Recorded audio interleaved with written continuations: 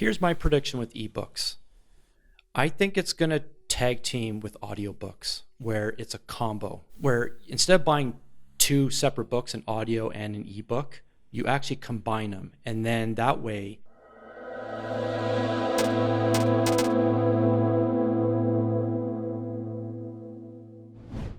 yeah, and there's no denying the space issue with books. I mean, I'm a physical book reader, always will be. I do embrace ebooks. I do have an e-reader, and but the one amazing thing about e-readers is from a traveling standpoint. I love just being able to load that thing with 100 books, and from a traveling standpoint, that's where I will always embrace an e-reader with ebooks. And yeah, I think it comes down to a personal preference, and I think that's why this is such an interesting topic of the future of ebooks. I definitely don't see it going away. It's here to stay. There are various reasons. Like I even just talked about convenience there, but it is so much easier to publish an ebook.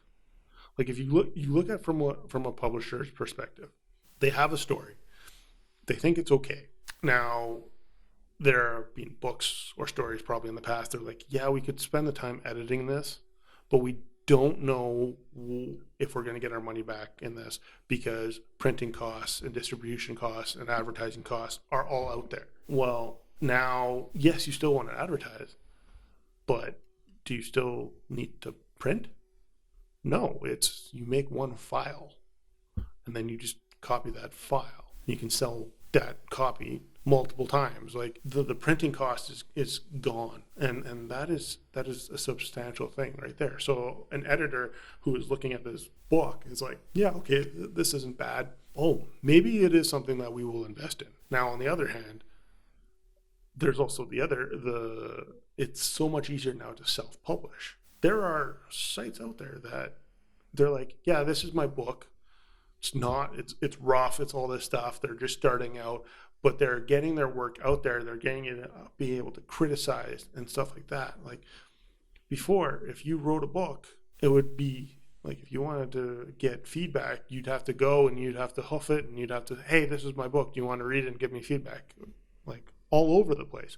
Now, oh, hey, I wrote this book. If you're part of a community online that has that, it's just like, hey, here, read this, and then you can get criticism back, like constructive or not, right?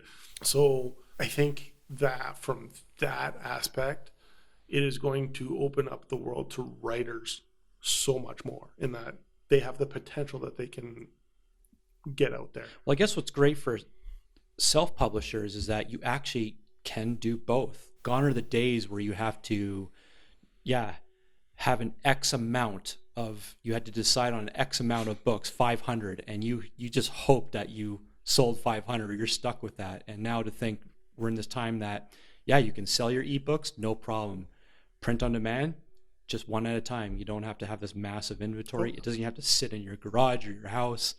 So at the end of the day, I guess the self-publishers are the big winners. It's just now you're in just a massive sea of and there's other self-publishers or self-authors. And here's an example of that. Like I have a book. It's the author had published books. He made a limited edition version of this book. It's a novella. The only other way you can get the story is through an anthology, but you can buy it as an ebook. Well, he also did a limited run where but he made it a premium limited run. He made it a leather-bound book. So on my shelves now, I have a leather-bound novella. I have the ebook as well. So, I read the ebook right away because, bought the ebook, and I think there was only like 1,000 of these made. Here's my prediction with ebooks. I think it's going to tag team with audiobooks where it's a combo, where instead of buying two separate books, an audio and an ebook, you actually combine them. And then that way you could actually, as you're reading, you're listening to it, because they're basically both digital files at this point. And you can actually connect your headset into your e-reader or tablet, and you actually listen to the the narrator or the author of that ebook, of that audiobook, while you're reading the e-version, like the actual electronic version. I think there's the potential for that in the future, but audiobooks are a whole different thing. Could you follow along with someone reading No. and the words match? No. Oh, No. well, that's why it won't work for you. Okay. For me, it is, and this comes down to how fast you can read. Mm-hmm. To me, like, I'm one of those people that whenever we had people that had to read out loud in class, I got bored because I was done the paragraph and they were like a third of the way through.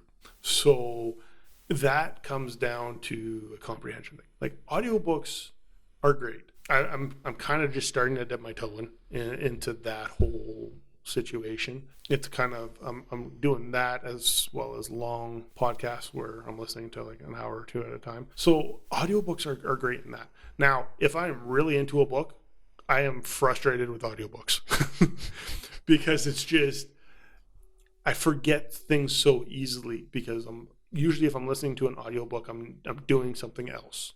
If I get really involved in the story, it doesn't quite work for me because it's just like, okay, I can't focus on doing multiple things while listening to this. For easy listening, yes, I enjoy it. I do it like listening to podcasts and doing work that I'm doing like that. That's great. But I think audiobooks and e-readers, ebooks, I think the rise of ebooks is going to bring with it audiobooks because ebooks have taken off. Audiobooks are also taking off, but that's a whole different kind of ball game, I think. And I wish the best for audiobooks, but I don't know if they're going to really be partnered with ebooks like you're talking about.